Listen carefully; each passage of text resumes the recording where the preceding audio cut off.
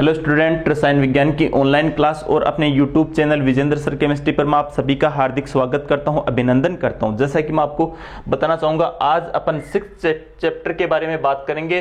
Chapter का नाम है तत्वों के निष्कर्षण के सिद्धांत एवं प्रक्रम। तो इसके अपन आज पहली क्लास के बारे में बात करते हैं। तो इसमें अपन इसको धातु क्रम भी बोलते हैं। धातुओं का क्या करेंगे अपन, इसमें निष्कर्षण पढ़ेंगे।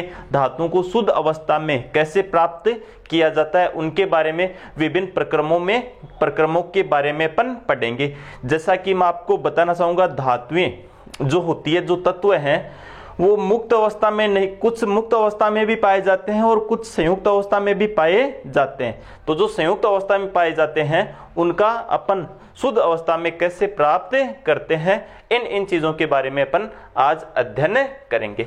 तो सबसे पहले मैं आपको एक चीज बताना चाहूंगा। यहाँ पर प्रकृति में या भूपरपट्टी में, या अपन इसको बोल सकते हैं प्रकृति भी बोल सकते हैं। भूपरपट्टी में सर्वाधिक मात्रा में पाई जाने वाली 3 धातुएं कौन कौन सी हैं? 3 धातुएं। देखो, इनमें 1 नंबर पर पाई जाती है एल्यूमिनियम। क्या पाई जाती है? एल्यूमिनियम। और एल्यूमिनियम की भूपरपट्टी में परसेंट होती है 2 नंबर पर पाई जाती है आयरन, और 3 नंबर पर पाया जाता है कैल्शियम। तो धातुओं की बात कर रहा हूं, यहां पर मैं किसकी बात कर रहा हूं? धातुओं की। भूपरपट्टी में 1 नंबर पर पाए जाने वाला है कैल्शियम, और इसकी मात्रा होती है 8.3%। भारात्मक रूप से कितना पाया जाता है? 1.3%। दूसरा है आयरन। आयरन पाया जाता है 5.1%, और तीसरा है कैल्शियम, ये 3.6%। तो इस प्रकार से भूपरपट्टी में सर्वाधिक मात्रा में पाई जाने वाली धातु कौन सी है? एल्यूमिनियम। धातुओं की बात कर रहे हैं अपन। कितना परसेंट पाया जाता है इसका भारात्मक रूप से? 8.3%। दूसरा आयरन 5.1%। तीसरा कैल्शियम 3.6% ये पाया जाता है। क्लियर है ये सभी को? अब अपन ये चीज अपने को ध्यान रखनी है, कई बार सीधा प्रश्न पूछा भी जा सकता है। अब देखो, अपन नेक्स्ट की बात करते हैं।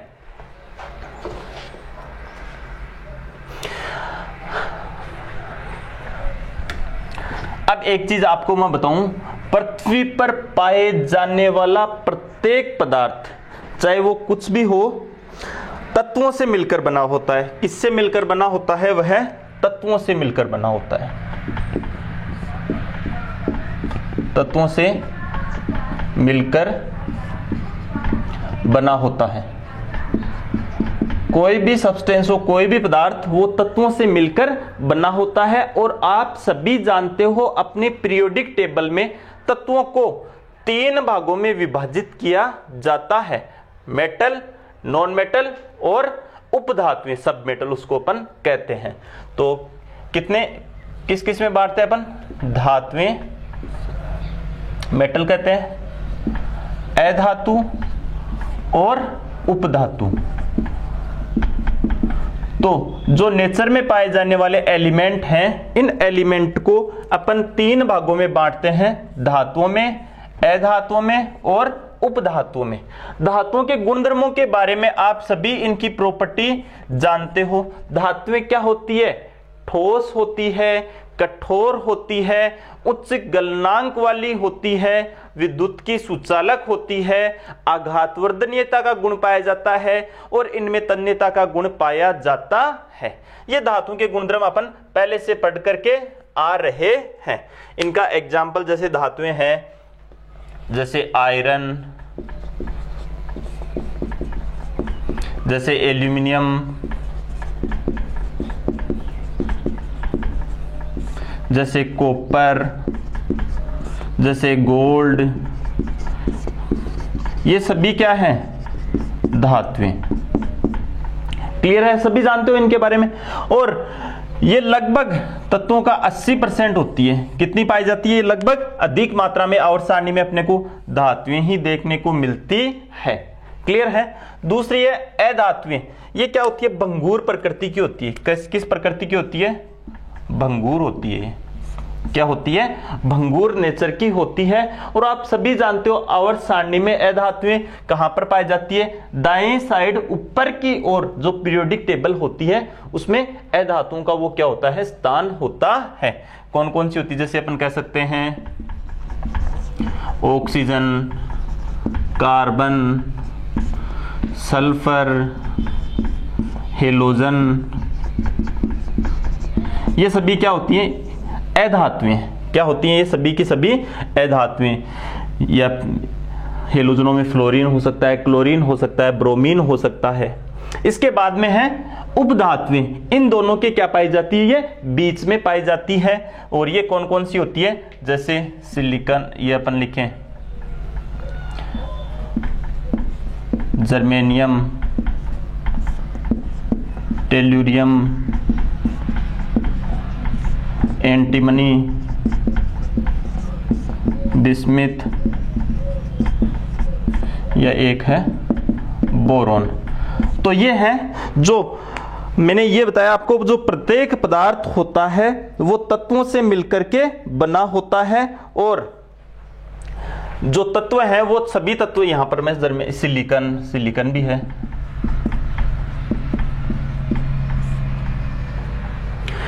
और जो तत्व होते हैं उनको अपन कितने भागों में आवर्त सारणी में बांटते हैं, 3 भागों में। कितने भागों में, 3 भागों में। और वो कौन से हैं, धातुएं ये हैं, अधातु ये हैं, और ये हैं कौन सी, उपधातुएं। क्लियर है, ये चीज सभी को सामान्य जानकारी है, ये अपन पिछली क्लासों में भी पढ़ करके आ चुके हैं। चलो अब अपन बात करते हैं इसके नेक्स्ट टॉपिक की।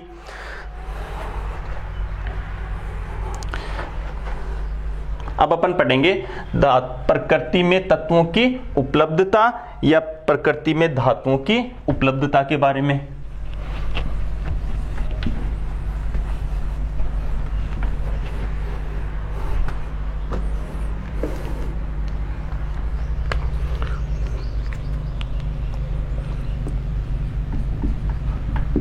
प्रकृति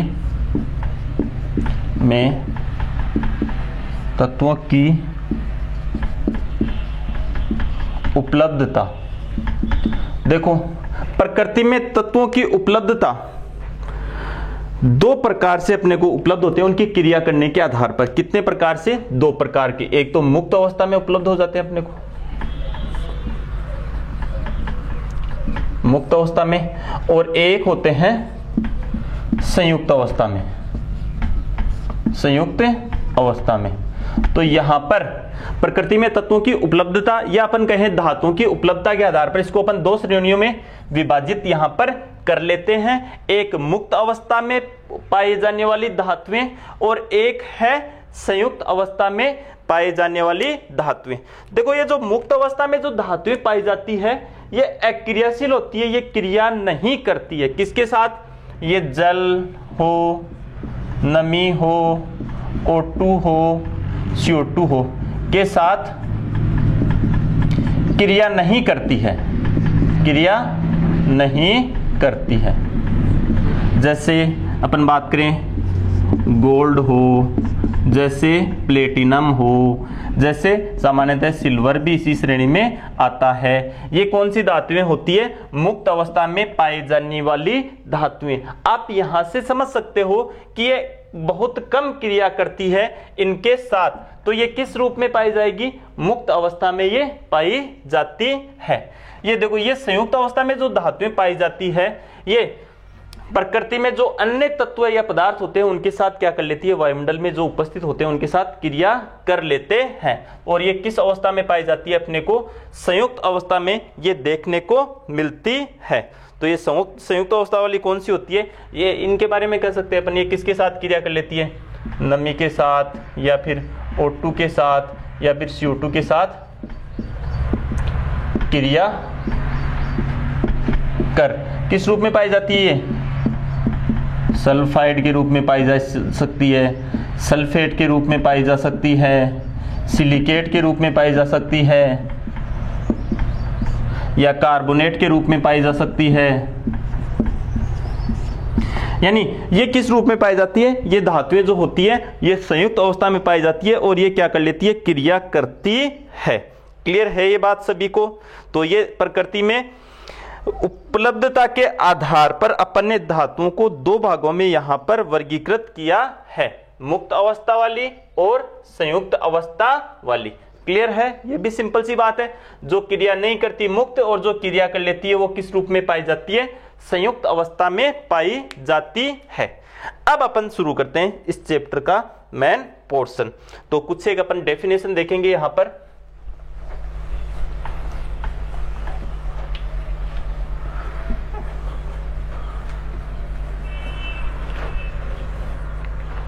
जैसे अपन सबसे पहले बात करते हैं खनिज की और अयस्क की।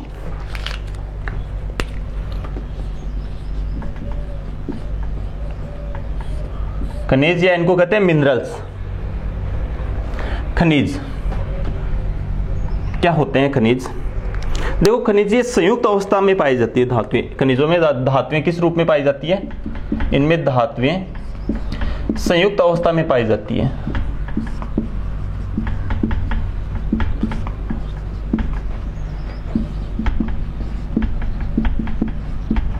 जाती है। तो जो खनिज होते हैं उनमें धातुएं किस रूप में पाई जाती है? संयुक्त अवस्था में पाई जाती है। यानी किसे कहेंगे अपन खनिज? वे धातुएं जिनमें कुछ धातुओं के यौगिक मिश्रित अवस्था में पाए जाते हैं तथा उनमें रेत, कंकर, मिट्टी आदि भी संयुक्त अवस्था में पाई जाती है। एक बार मैं लाइन लिखता हूं, वे धातुएं जिनमें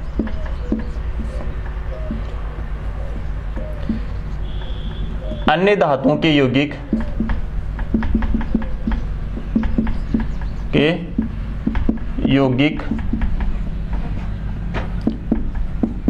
मिश्रित हो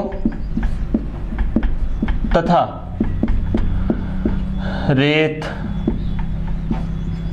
कंकड़, पत्थर आदि की अशुद्धियां भी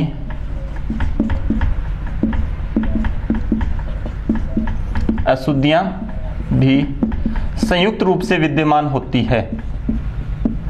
संयुक्त रूप से विद्यमान होती है, या इसको लिख सकते हैं उपस्थित होती है। क्या कहेंगे? मिनरल्स कहलाते हैं, या यही क्या कहलाते हैं? खनिज कहलाते हैं। तो ये लाइन मैंने लिखी, संयुक्त अवस्था में पाई जाती है धातुएं और इनमें क्या रहती है? कुछ अशुद्धियां भी रहती है। तो खनिजों में क्या चीजें मिलेगी अपने को? एक से अधिक धातुएं मिलेगी और साथ में क्या मिलेगी अपने को? अशुद्धियां भी मिलेगी। तो अपन कह सकते हैं वे धातुएं जिनमें अन्य धातुएं कुछ यौगिकों के रूप में तथा कुछ अन्य अशुद्धियां भी संयुक्त रूप में पाई जाती है, उन्हीं को क्या कहते हैं अपन? खनिज कहते हैं। देखो, खनिज का मतलब उसमें एक से अधिक धातुएं भी पाई जा सकती है यौगिकों के रूप में और कुछ अन्य अशुद्धियां भी पाई जा सकती है। हाँ, जहां से खनिजों को प्राप्त किया जाता है उनको अपन क्या कहते हैं? माइंस, या फिर क्या कहते हैं? खान। आप सभी जानते हो खनिज कहां से प्राप्त किए जाते हैं? खान से ही प्राप्त करे जाते हैं। इसके बाद में है अयस्क। क्या है? अयस्क। किसे कहते हैं अयस्क? देखो सुनना, वे धातुएं जिनसे कम लागत पर, एक तो नंबर एक बात, कम लागत पर तथा सुविधा पूर्वक धातुओं का निष्कर्षण कर लिया जाता है, ऐसे जो धातुएं हैं, ऐसे जो खनिज हैं उन्हीं को क्या कहते हैं? अयस्क कहते हैं। मैं लिख देता हूं, ध्यान से समझना। वे खनिज जिनसे कम लागत एवं सुविधापूर्वक आसानी से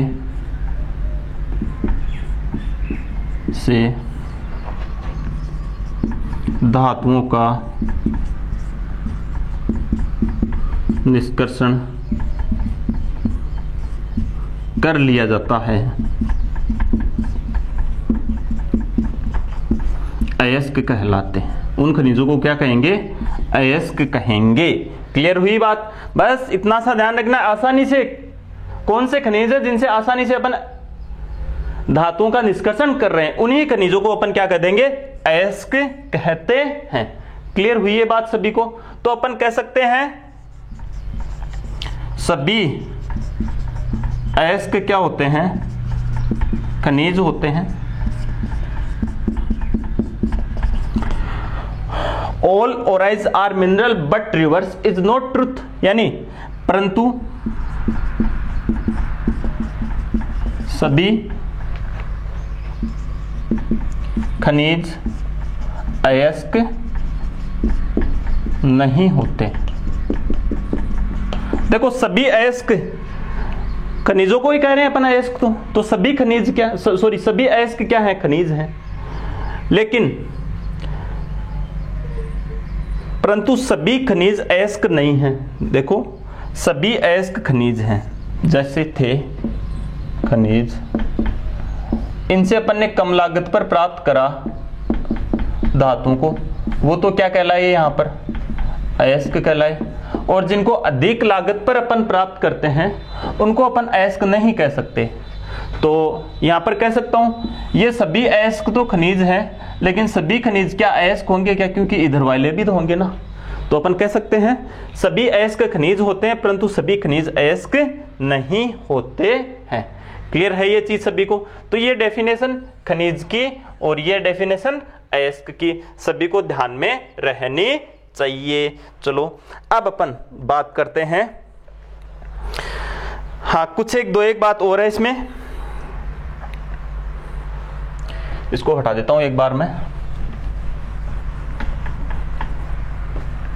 प्रकृति में जो धातुएं होती है वो जो संयुक्त अवस्था में पाई जाती है ना, उन्हीं का क्या करेंगे अपन? निष्कर्षण करेंगे। प्रकृति में जो धातुएं होती है संयुक्त अवस्था में पाई जाती है, उन्हीं का क्या करेंगे अपन? निष्कर्षण करेंगे। तो प्रकृति में जो धातुएं होती है वो ऑक्साइडों के रूप में भी पाई जा सकती है, सल्फाइडों के रूप में भी पाई जा सकती है, सल्फेट के रूप में भी पाई जा सकती है, सिलिकेट के रूप में भी पाई जा सकती है, और मैं कहूं किस रूप में पाई जा सकती है? कार्बोनेट के रूप में भी पाई जा सकती है। और अपना यहां पर चैप्टर में क्या है? इन्हीं का तो क्या करेंगे अपन? निष्कर्षण करेंगे। और शुद्ध अवस्था में क्या प्राप्त करेंगे अपन? धातुएं प्राप्त करेंगे। जैसे Al2O3, इसमें जब क्रोमियम की अशुद्धि पाई जाती है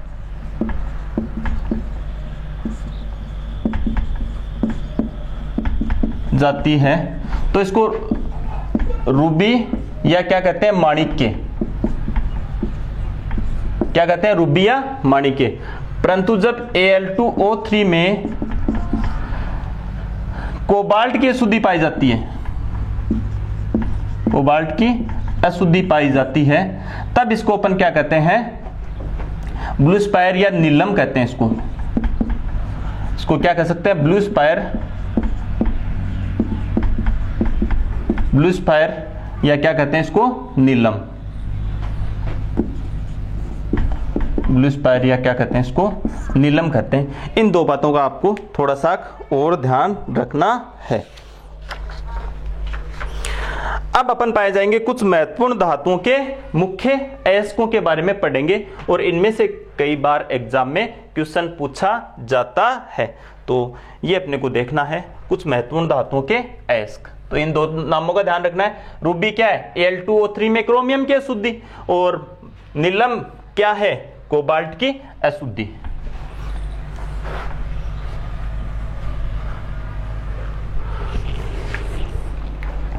अब अपन पढ़ेंगे कुछ धातुओं के या कुछ महत्वपूर्ण धातुओं के मुख्य अयस्क।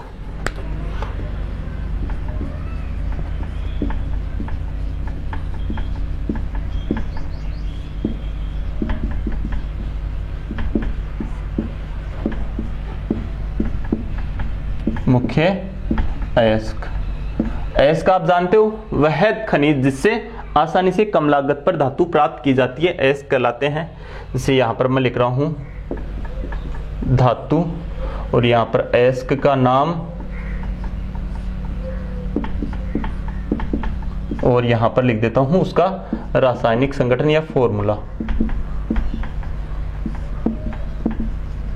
रासायनिक संगठन या इसको क्या कहते हैं अपन, सूत्र के नाम से भी जानते हैं। सबसे पहले लिखते हैं अपन एल्यूमिनियम के बारे में। कौन सी धातु के बारे में? एल्यूमिनियम के बारे में।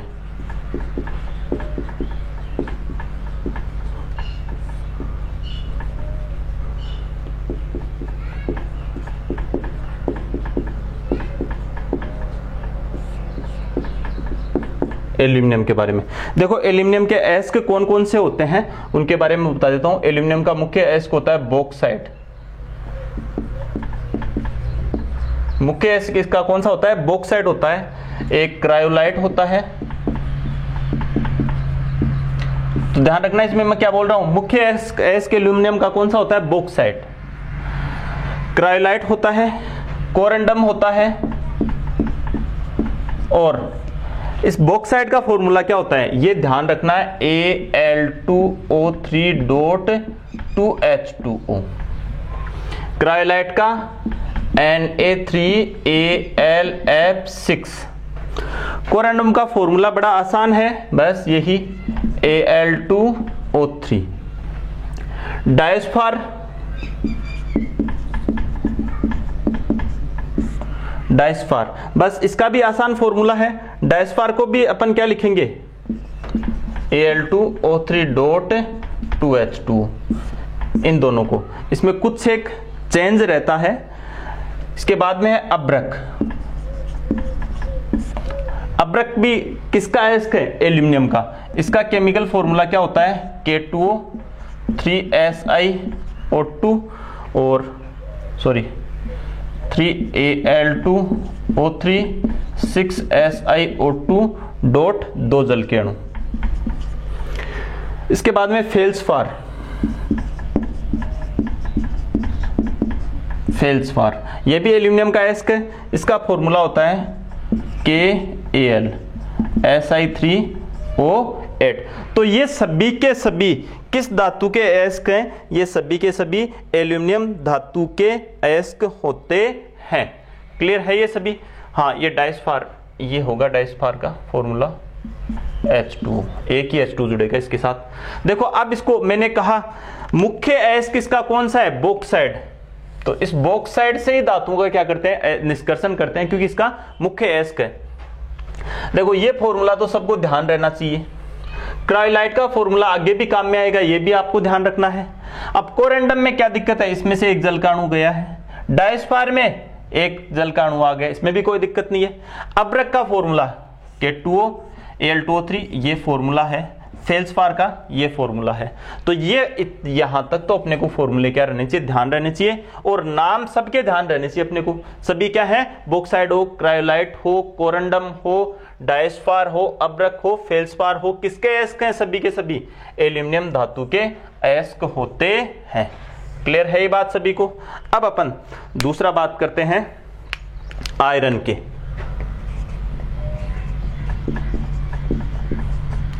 आयरन के कौन कौन से अयस्क होते हैं? जैसे इसका पहला है हेमेटाइट। हेमेटाइट ये लाल रंग का होता है। Fe2O3, बड़ा आसान फॉर्मूला सबको पता है इसका। दूसरा है मैग्नेटाइट।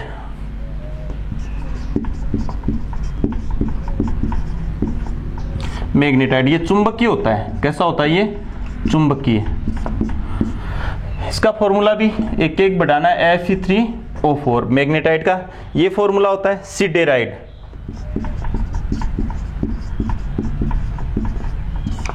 FeCO3, FeCO3 ये सिडेराइड है। आयरन पायराइट,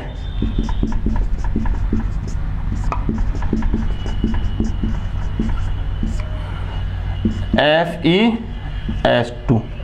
बस ये किसका फॉर्मूला होता है? आयरन पायराइट का फॉर्मूला है। इसका भी अपने को क्या रखना है? ध्यान रखना है।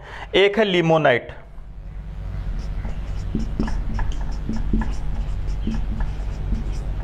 लिमोनाइट इसका फॉर्मूला इतना हार्ड नहीं है, बस अपने को ये लिखना है 2Fe2O3.3H2।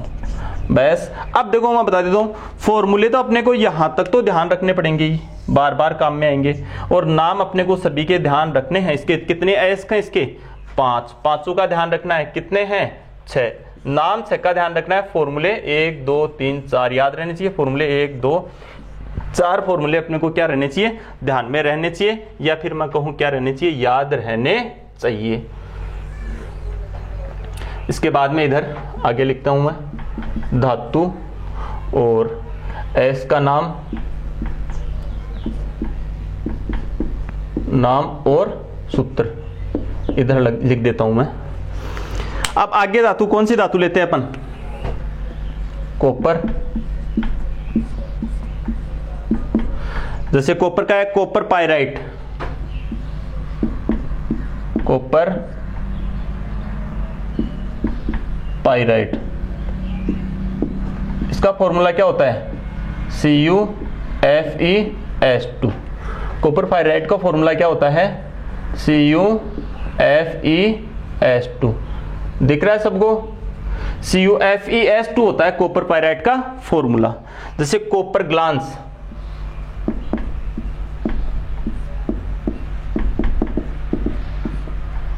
कॉपर ग्लांस ये होगा Cu2S।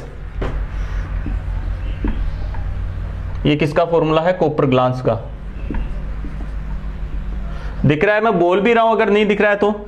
इसके बाद में क्यूप्राइट या रूबी कॉपर कहते हैं इसको, क्यूप्राइट या फिर इसको रूबी कॉपर के नाम से भी इसको अपन जानते हैं।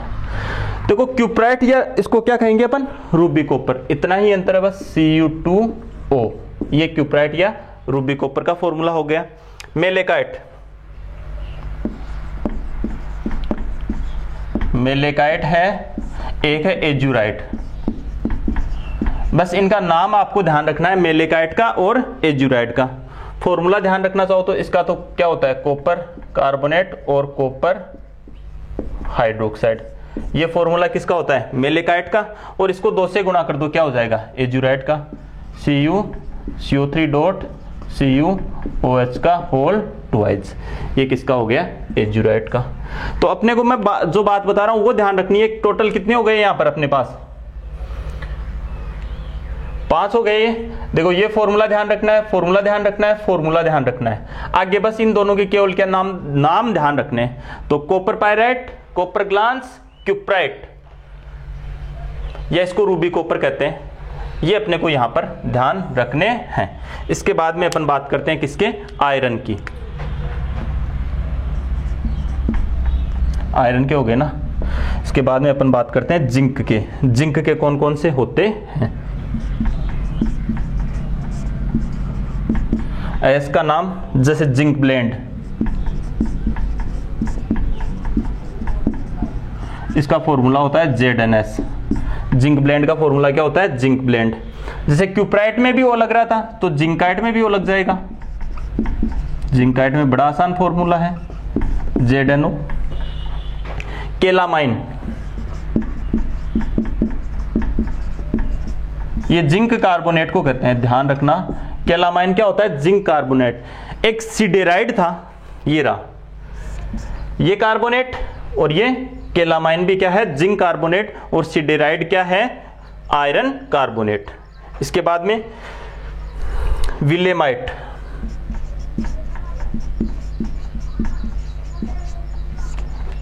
ये भी जिंक का ही है, Zn2SiO4। ये इसका फॉर्मूला है। एक है फ्रैंकलिनाइट,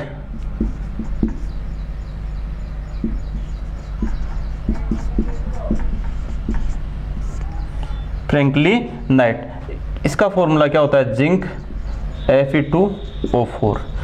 अब देखो मैं यहां पर आपको बता देता हूं अपने को ये कितने हुए टोटल, 5 है। ये भी 1 2 3 4 5। अपने को ये फॉर्मूले यहां तक सबको ध्यान रखने हैं। बाकी क्या ध्यान रखना है, इनका अपने को नाम का ध्यान रखना है। इनके नाम अपने को अच्छी तरह से क्या रहने चाहिए, याद रहने चाहिए। तो यहां पर ये क्या थे, कुछ महत्वपूर्ण धातुओं के मुख्य अयस्क, और इनके बारे में ऑलमोस्ट एग्जाम में प्रश्न पूछ ही लिया जाता है। तो इनका अपने को क्या रखना है, सबका ध्यान रखना है। तो तुरंत आप इसका स्क्रीन को शॉट ले सकते हो और नोट्स वाली कॉपी में इसको आपको इसी तरह से डिनोटेड करना है। क्लियर हुई ये बात? अब मैं इसको हटा देता हूं।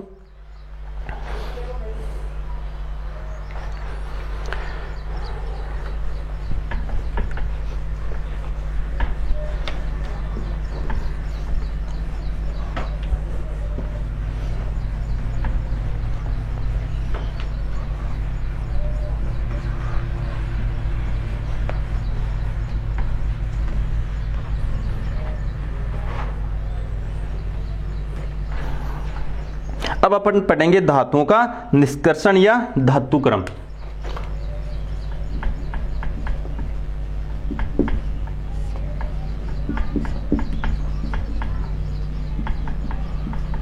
धातुओं का निष्कर्षण या अपन इसको क्या कहेंगे, धातुक्रम। धातुओं का निष्कर्षण या फिर धातुक्रम। मेटलर्जी। देखो, अयस्क से सुगमतापूर्वक धातु प्राप्त करना। अयस्क से सुगमतापूर्वक,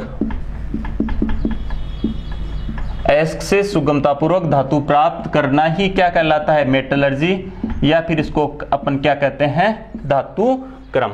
तो अयस्क से सुगमतापूर्वक क्या प्राप्त करना, धातु प्राप्त करना ही क्या कहलाता है, धातुक्रम कहलाता है। बता सकते हो, कोई दिक्कत नहीं है।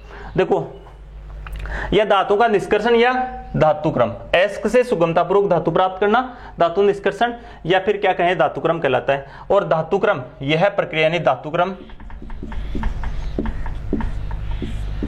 की प्रक्रिया निम्न चरणों में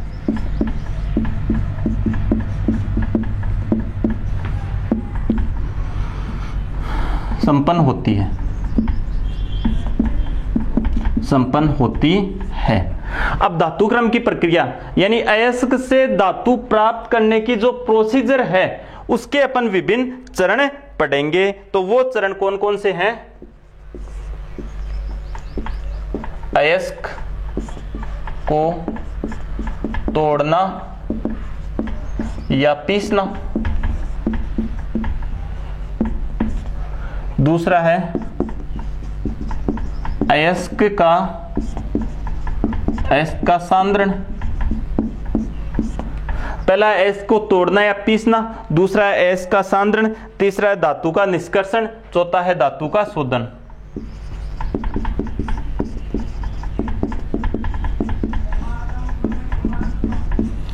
और यह है धातु का शोधन। बस यही अपना चैप्टर है यहां तक। धातुओं का लास्ट में क्या पढ़ेंगे, इसमें धातुओं का शोधन किस प्रकार से किया जाता है उसके बारे में अपन लास्ट तक पढ़ेंगे। तो यही चैप्टर अपने को यहां पर पूरा कंप्लीट करना है। तो सबसे पहला है अयस्क को तोड़ना या अयस्क को पीसना। देखो, एक होता है जोक्रेसर। जोक्रेसर, इसमें क्या करा जाता है, अयस्क को टुकड़ों में तोड़ लिया जाता है। क्या करा जाता है, टुकड़ों में तोड़ लिया जाता है।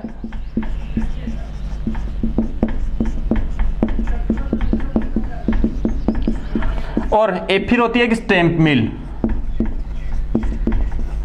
इसमें अयस्क को पीस लिया जाता है, पीस लिया जाता है। बस पहला चरण तो अयस्क को तोड़ना अथवा पीसना। तो अयस्क को छोटे टुकड़ों में जोक्रेसर की सहायता से अयस्क को छोटे टुकड़ों में तोड़ लिया जाता है, फिर उसको स्टैंप मिल में पीस लिया जाता है, जिससे अयस्क क्या हो जाता है, बारीक हो या बुरादी की तरह या बारीक हो जाता है। तो पहला चरण तो यही है, अयस्क को तोड़ना या पीसना। दूसरा है अयस्क का सांद्रण। अयस्क का सांद्रण, देखो अयस्क का सांद्रण अपन विभिन्न विधियों से करेंगे। अयस्क का सांद्रण किन कौन कौन सी विधियों से करेंगे, उन विधियों के बारे में अपन पढ़ेंगे। जैसे गुरुत्वीय पृथक्करण विधि, गुरुत्वीय पृथक्करण विधि द्वारा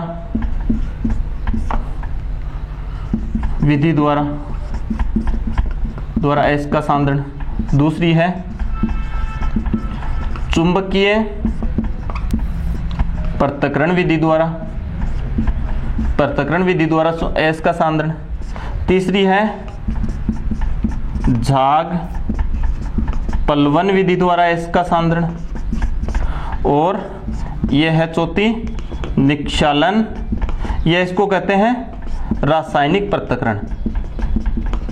रासायनिक पृथक्करण, इसके द्वारा भी अपन क्या करेंगे, अयस्क का सांद्रण। तो अयस्क के सांद्रण करने की ये 4 विधियां हैं, 1 2 3 या 1 2 3 और ये 4। तो इन 4 विधियों से अपन क्या कर लेते हैं, अयस्क का सांद्रण। कौन सी, गुरुत्वीय पृथक्करण विधि है, चुंबकीय पृथक्करण विधि है, झाग पलवन विधि है, निक्षालन या इसको क्या कहते हैं अपन, रासायनिक पृथक्करण कहते हैं।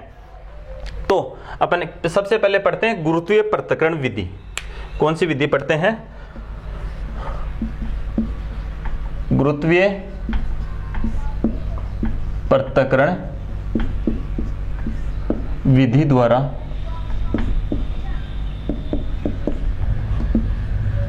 अयस्क का सांद्रण। सबसे पहले अपन इस विधि द्वारा अयस्क का सांद्रण देखेंगे, गुरुत्वीय पृथक्करण विधि द्वारा। देखो इसमें क्या होता है, अयस्क के जो अयस्क के कण होते हैं वो तो होते हैं भारी, और जो अशुद्धियां जिनको आधात्री मैट्रिक्स अपअयस्क भी कहते हैं, वो क्या होती है, हल्की। वो क्या होती है, हल्की। उन्हें विल्फले टेबल पर, कौन सी पर, विल्फले टेबल, एक डालू टेबल होती है। क्या होती है, डालू टेबल। ये टेबल भी इस प्रकार की होती है, देखना आप, जैसे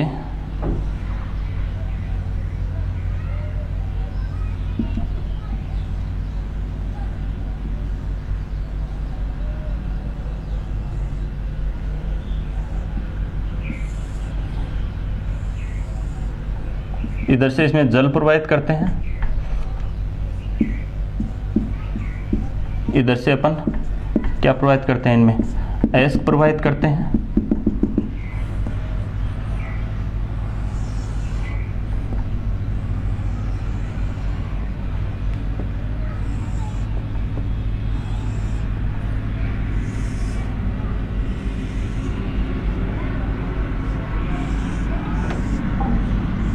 इस प्रकार इसमें क्या बनी रहती है,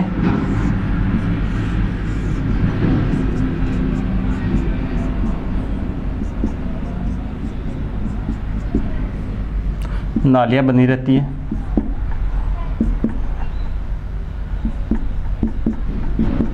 अब देखो इधर से अयस्क और जल प्रवाहित होंगे, और ये डालू टेबल है। यहां पर अयस्क के कण भारी होने के कारण वो क्या रह जाएंगे, यहाँ ऊपर की ओर रह जाएंगे अयस्क के कण, अयस्क के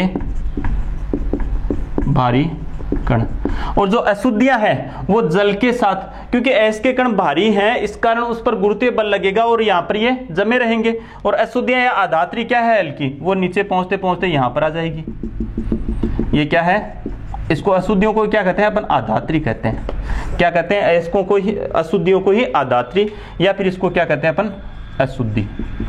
क्या कहेंगे इसको, अशुद्धि। तो देखो सुनना, अयस्क का सांद्रण अपन ये पढ़ रहे हैं ना, अयस्क का सांद्रण धातुक्रम की प्रक्रिया निम्न चरणों में होती है, अयस्क को तोड़ना पीसना। दूसरा अयस्क का सांद्रण, पहले तो अयस्क का सांद्रण क्या होता है, अयस्क में उपस्थित रेत, मिट्टी, कंकर और अन्य सिलिकेट की अशुद्धियां जिनको आधात्री, अपअयस्क या मैट्रिक्स कहते हैं। क्या कहते हैं, आधात्री, अपअयस्क या फिर क्या कहते हैं, मैट्रिक्स।